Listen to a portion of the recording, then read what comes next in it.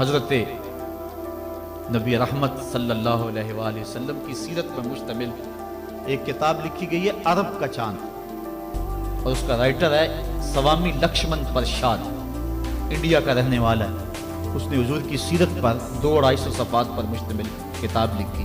بچپن میں میری نظر سے بھی گزری، بڑے ذوق سے اس کو پڑھا تھا۔ سوامی لکشمن پرشاد سے انٹرویو کیا گیا کہ تو نے حضور کی سیرت پہ کتاب لکھی ہے، اتنا بڑا کام کیا، تو کلمہ پڑھ کے حضور کا غلام کیوں نہیں بن جاتا؟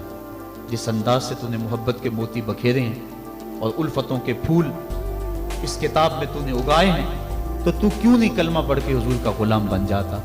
تو لالو کا جواب سنیے، ہماری آنکھیں کھول دینے کے لیے کافی ہے، اور اتنا زناٹے دار تماچا ہے، اگر ہم محسوس کریں تو صدیوں اس کی کسک نہ جائیں، اگر نہ محسوس کریں تو وہ ایک گاڑی کے پیچھے لکھا تھا، عقل نہ ہو تو موجیں موجیں، لیکن اگر سمجھنے کی بات ہو تو اتنی بڑی تنبیہ ہے کہ پاؤں کے نیچے سے زمین نکل جاتی ہے، اور ہمیں اپنے وجود سے شرم آتی ہے، ہمارے جسم کا ایک ایک رواں پسینے سے شرابور ہو جاتا ہے۔ سوامی لکشمن پرشاد نے جواب دیا، کہا جب میں حضور کی سیرت لکھنے بیٹھا، بڑی بڑی امہات کتب سیر کو پڑھا، اور اس کے نتیجے میں نے یہ کتاب تیار کی ہے۔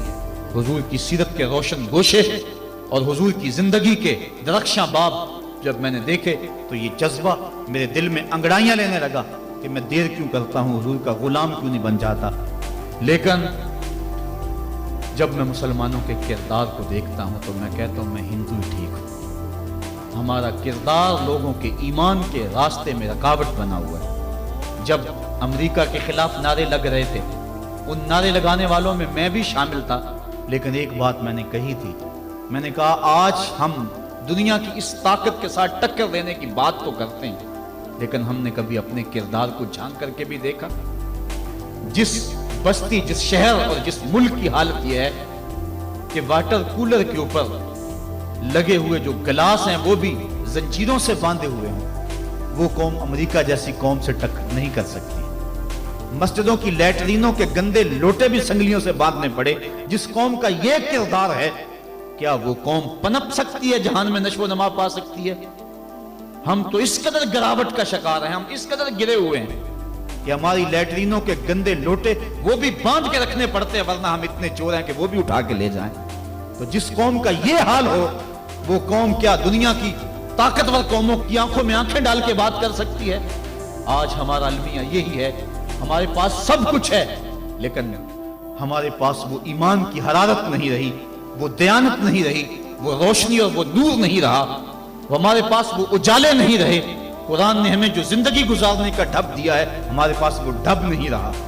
ہماری زندہ لاشیں لوگوں کے ایمان کے رستے میں رکاوٹ بنی ہوئی ہے، ورنہ ہم اپنے صدر اسلام میں دیکھتے ہیں اور بات کی کہانیاں پڑھتے ہیں تو دنگ رہ جاتے ہیں۔ امام محمد کا جنازہ اٹھتا ہے تو ایک یہودی آگے بڑھ کے جنازے کی چارپائی کو کندھا دینے کی خواہش کرتے ہوئے آگے بڑھتا ہے، اور جو ہی کندھا امام محمد کے جنازے کی چارپائی پہ چھوتا ہے تو اس کے لبوں پہ کلمہ جاری ہو جاتا ہے۔ ہمارے بزرگوں کی لاشیں بھی دین دیا کرتی تھی، ان کی میتیں بھی لوگوں کو کلمہ دیا کرتی تھی، اور ہماری زندہ لاشیں لوگوں کو اسلام سے ہٹا رہی ہیں۔ میں نے اور آپ نے اپنے رویے کو دیکھنا ہے، اپنے عمل پہ غور کرنا ہے۔ حضور نے فرمایا اللہ اس شخص کے چہرے کو تر و تازہ رکھے جس نے میرے سے کوئی حدیث سنی، پھر جیسے سنی اس کو ویسے آگے پہنچا دی۔